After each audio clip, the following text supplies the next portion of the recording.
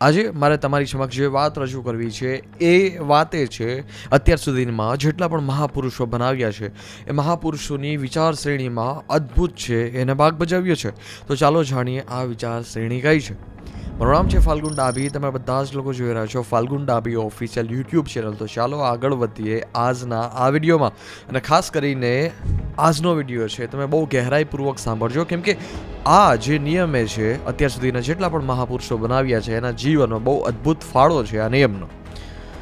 તો ચાલો આગળ વધીએ આ વિડીયોમાં. જ્યારે આ બહેતરીન સમયમાં, આ બહેતરીન દોરમાં આપણે જોતા હોય કે મોટાભાગના લોકો છે પોતાનો સમય વેડફે છે ફોનમાં, પોતાનો સમય વેડફે છે ગપશપ કરવામાં, પોતાનો સમય વેડફે છે કે જે જગ્યા ઉપર એ વ્યક્તિત્વને ક્યારેય સમય જ ના વેડફવો જોઈતો. અને આ દોરમાં છે આપણી આસપાસ એવા ઘણા બધા લોકો આવી જાય છે કે જે હંમેશાને માટે કમ્ફર્ટ ઝોનમાં રહેવા માટે ટેવાયેલા હોય છે, અને એના લીધે છે ક્યાંક ને ક્યાંક આપણે છે પોતાનો સમય ઘણો બધો વેડફવા માટે છે મજબૂર થઈ જતા હોઈએ છીએ. પરંતુ અત્યારની જે વસ્તુ છે જેનાથી લોકો સૌથી વધારે ભાગે છે, ક્યારેય આપણે સ્વીકારવા જ નથી માગતા કે એ વસ્તુ જીવનની સૌથી સર્વશ્રેષ્ઠ વસ્તુ છે.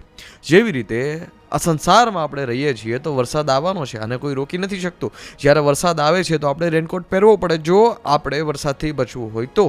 જ્યારે ઠંડી લાગે છે તો આપણે જેકેટ્સ પહેરવા પડે જો આપણે ઠંડીથી બચવું હોય તો. જેવી રીતે આપણે તડકો લાગે છે, અતિ જો આપણે તડકો લાગતો હોય તો આપણે એર કન્ડિશનર ઓન કરવું પડશે. આને કોઈ પણ રોકી નથી શકતું. જો આ ઋતુનું જે પરિવર્તન છે એને કોઈ રોકી નથી શકતું. આ એક નિયમ છે.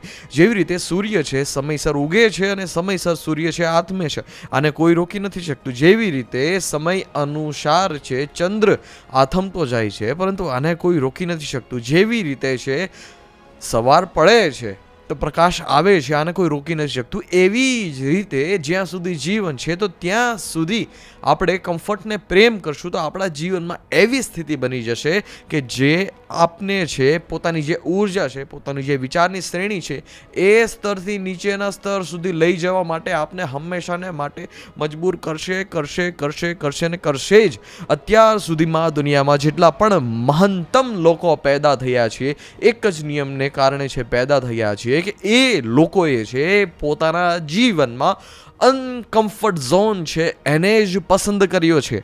અને ઇતિહાસમાં જેટલા પણ સર્વશ્રેષ્ઠ લોકો પેદા થયા છે બધા જ સર્વશ્રેષ્ઠ લોકો છે આ નિયમે જ પેદા કર્યા છે. આપણે સ્વીકારવું જોઈશે. જેવી રીતે જીવનમાં સુખ આવે છે તો આપણે સ્વીકારી લઈએ છીએ, જેવી રીતે જીવનમાં દુઃખ આવે છે તો પણ આપણે સ્વીકારી લઈએ છીએ કે આ એક જીવનની સ્થિતિ છે. જ્યાં સુધી જીવન છે ત્યાં સુધી સુખ આવે છે, જ્યાં સુધી જીવન છે ત્યાં સુધી દુઃખ આવે છે. એવી જ રીતે છે એક પેઇન ઝોન છે એ આપને બેસ્ટ બનાવે છે, એ આપણે સ્વીકારવા નથી માગતા. અત્યારે મોટા ભાગના લોકો છે પેઇન ઝોનમાં રહેવા નથી માગતા, પેઇન ઝોનથી ભાગે છે.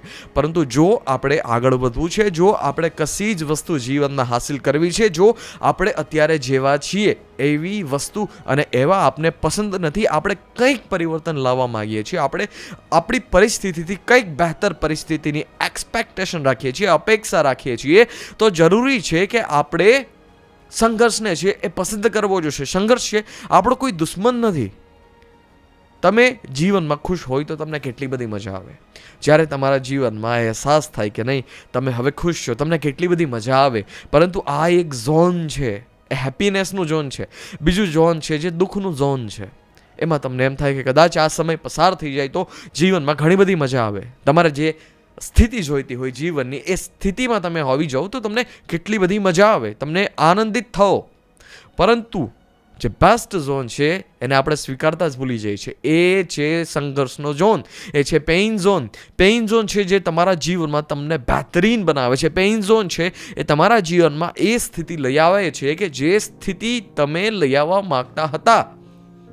પરંતુ આનાથી આપણે ભાગવાનું બંધ કરી દેવું જોશે. જે લોકો જે જગ્યા ઉપર સમય વેડફે છે કદાચ એ સમય છે એ પેઇન ઝોનમાં નાખે તો કદાચ એના જીવનમાં એ સ્થિતિ આવી શકે છે કે જે એ લઈ આવવા માગતો હતો. તમે હંમેશાને માટે જોઈ લો કે ઇતિહાસ ગવાહ છે કે જેટલા પણ લોકોએ છે પેઇન ઝોનને સ્વીકાર કર્યો છે એ લોકો બહેતરીન પોતાના જીવનનું પરિણામ મેળવે છે.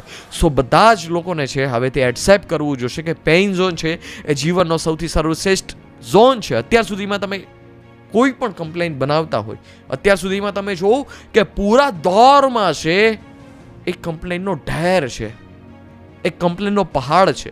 તમે તમારા પૂરા ભૂતકાળમાં જોઈ લો, જેટલી વખત તમે તમારા જીવનમાં કમ્પ્લેન કરી છે, તમારી પાસે જે એનર્જી હતી, મેક્સિમમ એનર્જી હતી, એનાથી નીચેના સ્તરની એનર્જીને તમે એટ્રેક્ટ કરી, તમે સ્વીકાર કરી, અને પછી છેવટે જીવનમાં એ પરિસ્થિતિ આવી કે આપને એક ટેવ પડી કે આ પછી કરી લઈશું, આ પછી કરી લઈશું, આ પછી કરી લઈશું, આ પછી કરી લઈશું, આ પછી કરી લઈશું. આ જે ટેવ છે એ ઇતિહાસની સૌથી નાશકારક ટેવ છે. આપણે જે વસ્તુને ખુશી ખુશી સ્વીકારી લઈએ છીએ, સુખ દુઃખ, તડકો છાયો, વરસાદ ઠંડી, બધી જ રીતે ને જેવી રીતે એક્સેપ્ટ કરી લઈએ છીએ કે આ તો થવાનું જ હતું, એવી જ રીતે સંઘર્ષને આપણે સ્વીકાર કરીએ અને ખુલ્લા દિલથી સ્વીકાર કરીએ કે આ એક જ વસ્તુ છે જે આપને આ ઇતિહાસમાં બળવાન બનાવી શકે છે. સો આપણે એનાથી ભાગીએ નહીં, એને સ્વીકાર કરીએ અને જે પણ આપણે પરિસ્થિતિ લઈ આવવા માગતા હોઈએ છીએ એ આપણી સામે જ આવશે. પરંતુ સંઘર્ષ છે એ જ માર્ગ છે.